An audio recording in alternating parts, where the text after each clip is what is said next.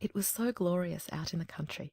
It was summer, the cornfields were yellow, the oats were green, the hay had been put up in stacks in the green meadows, and the stork went about on his long red legs and chattered Egyptian, for this was the language he had learned from his good mother. All around the fields and meadows were great forests, and in the midst of those forests lay deep lakes. Yes, it was right glorious out in the country.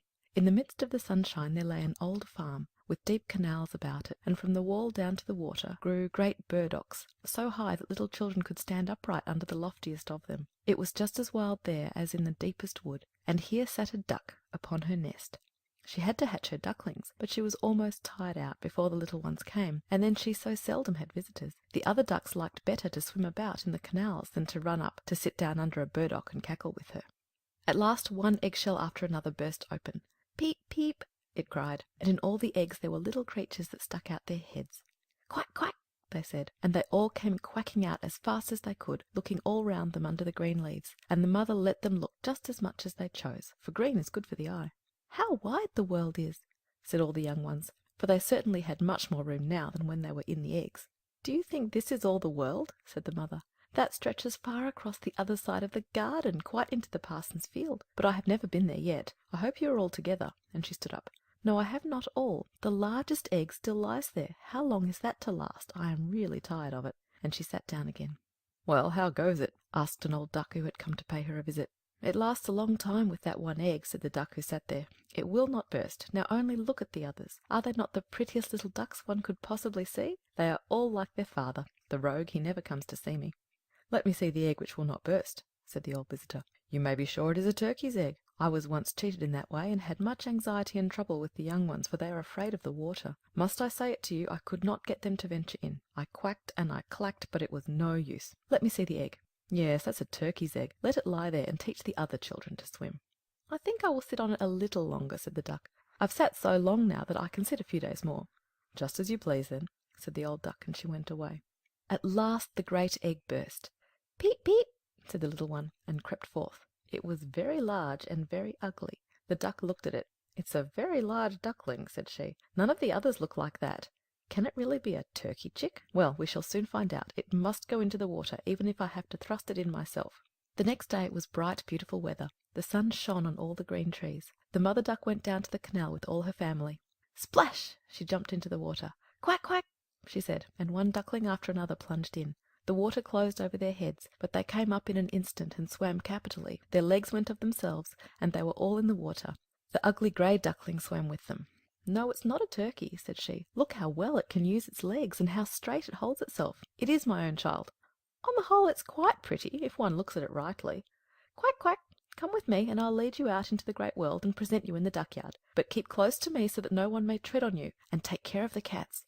And so they came into the duckyard. There was a terrible riot going on in there, for two families were quarrelling about an eel's head, and the cat got it after all. "See, that's how it goes in the world," said the mother duck, and she wetted her beak, for she too wanted the eel's head.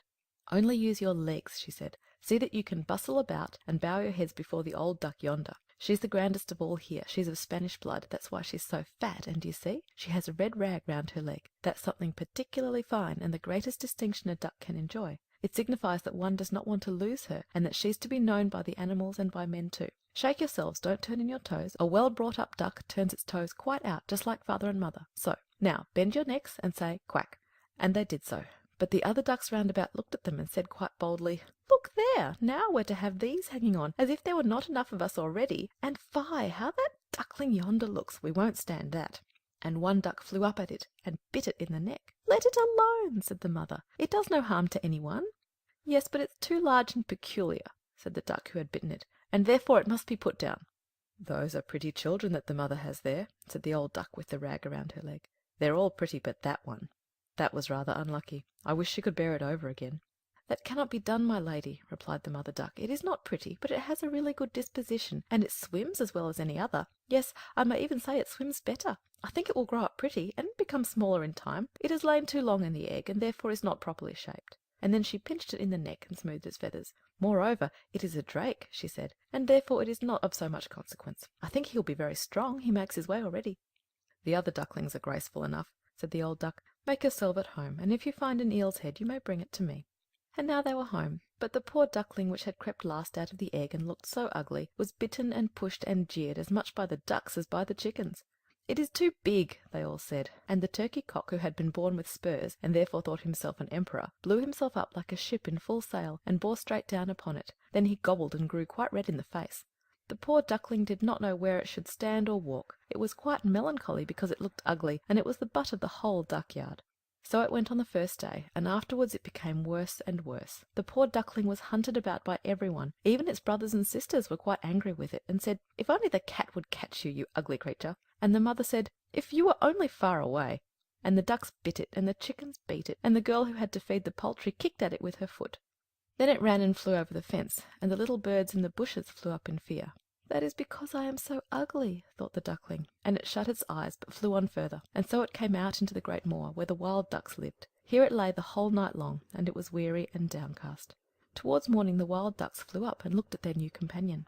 "What sort of a one are you?" they asked, and the duckling turned in every direction and bowed as well as it could. "You are remarkably ugly," said the wild ducks, "but that is nothing to us, so long as you do not marry into our family." Poor thing, it certainly did not think of marrying, and only hoped to obtain leave to lie among the reeds and drink some of the swamp water. Thus it lay 2 whole days. Then came thither 2 wild geese, or, properly speaking, 2 wild ganders. It was not long since each had crept out of an egg, and that's why they were so saucy. "Listen, comrade," said one, "you're so ugly that I like you. Will you go with us and become a bird of passage? Near here, in another moor, there are a few sweet, wild, lovely geese, all unmarried, and all able to say rap. You've a chance of making your fortune, ugly as you are." Piff paff resounded through the air, and the 2 ganders fell down dead in the swamp, and the water became blood red. Piff paff sounded again, and the whole flock of wild geese rose up from the reeds. And there was another report. A great hunt was going on. The sportsmen were lying in wait all around the moor, and some were even sitting up in the branches of the trees, which spread far over the reeds. The blue smoke rose up like clouds among the dark trees, and was wafted far away across the water. And the hunting dogs came, splash, splash, into the swamp, and the rushes and the reeds bent down on every side. That was a fright for the poor duckling. It turned its head and put it under its wing. But at that moment a frightful great dog stood close by the duckling. His tongue hung far out of his mouth, and his eyes gleamed horrible and ugly. He thrust out his nose close against the duckling, showed his sharp teeth, and splash, splash, on he went without seizing it. "Oh, heaven be thanked," sighed the duckling. "I am so ugly that even the dog does not like to bite me."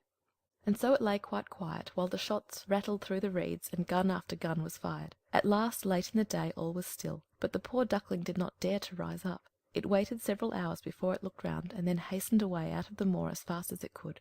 It ran on over field and meadow. There was such a storm raging it was difficult to get from one place to another. Towards evening the duck came to a little miserable peasant's hut. This hut was so dilapidated that it did not itself know on which side it should fall, and that's why it remained standing. The storm whistled round the duckling in such a way that the poor creature was obliged to sit down to stand against it, and the wind blew worse and worse. Then the duckling noticed that one of the hinges of the door had given way, and the door hung so slanting that the duckling could slip through the crack into the room, and this is what it did. Here lived a woman, with her cat and her hen, and the cat, whom she called Sunny, could arch his back and purr. He could even give out sparks, but to make him do it one had to stroke his fur the wrong way.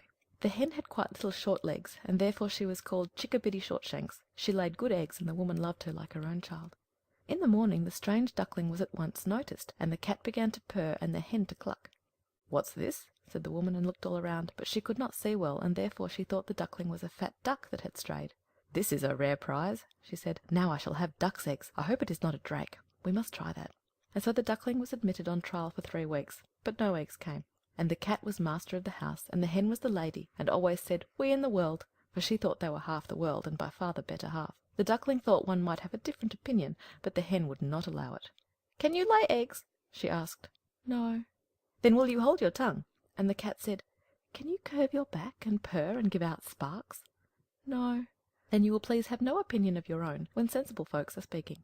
And the duckling sat in a corner and was melancholy. Then the fresh air and sunshine streamed in, and it was seized with such a strange longing to swim on the water that it could not help telling the hen of it. "What are you thinking of?" cried the hen. "You have nothing to do, that's why you have these fancies. Lay eggs, or purr, and they will pass over." "But it is so charming to swim on the water," said the duckling. "So refreshing to let it close above one's head and to dive down to the bottom." "Yes, that must be a mighty pleasure truly," quoth the hen. I fancy you must have gone crazy. Ask the cat about it. He's the cleverest animal I know. Ask him if he likes to swim on the water or to dive down. I won't speak about it myself. Ask our mistress, the old woman. No one in the world is cleverer than she. Do you think she has any desire to swim and to let the water close above her head? You don't understand me, said the duckling. We don't understand you. Then pray, who is to understand you? You surely don't pretend to be cleverer than the cat and the woman. I won't say anything of myself. Don't be conceited, child, and thank your Maker for all the kindness you have received. Did you not get into a warm room, and have you not fallen into company from which you may learn something? But you are a chatterer, and it is not pleasant to associate with you. You may believe me, I speak for your good. I tell you disagreeable things, and by that one may always know one's true friends. Only take care that you learn to lay eggs, or to purr and give out sparks.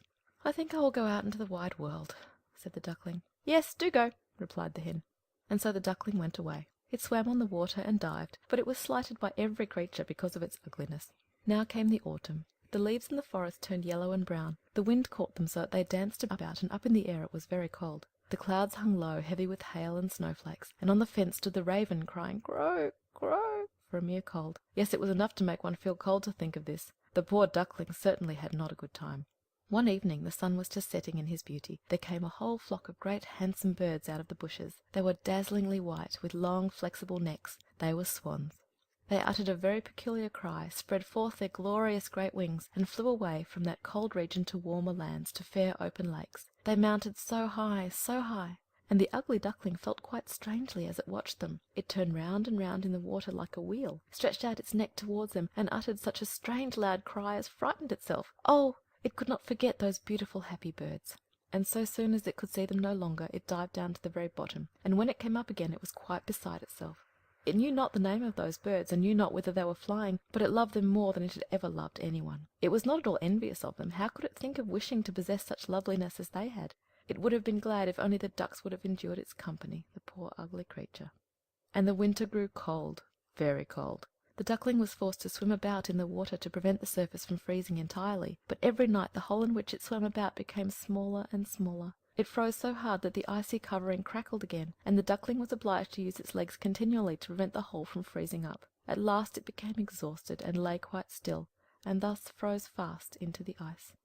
Early in the morning a peasant came by, and when he saw what had happened he took his wooden shoe, broke the ice crust to pieces, and carried the duckling home to his wife.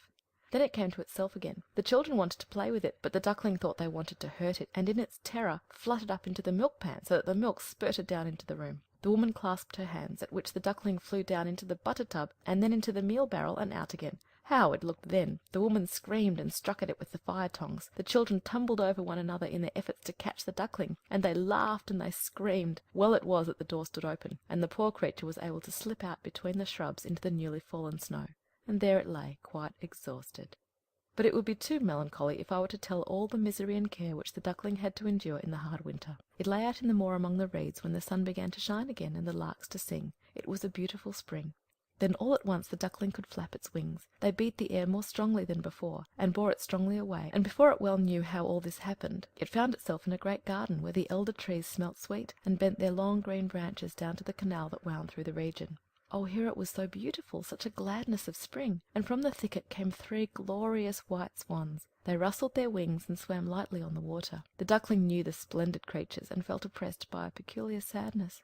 I will fly away to them, to the royal birds, and they will beat me, because I that am so ugly dare to come near them. But it is all the same. Better to be killed by them than to be pursued by ducks, and beaten by fowls, and pushed about by the girl who takes care of the poultry yard, and to suffer hunger in winter. And it flew out into the water, and swam towards the beautiful swans. These looked at it, and came sailing down upon it with outspread wings. "Kill me," said the poor creature, and bent its head upon the water, expecting nothing but death.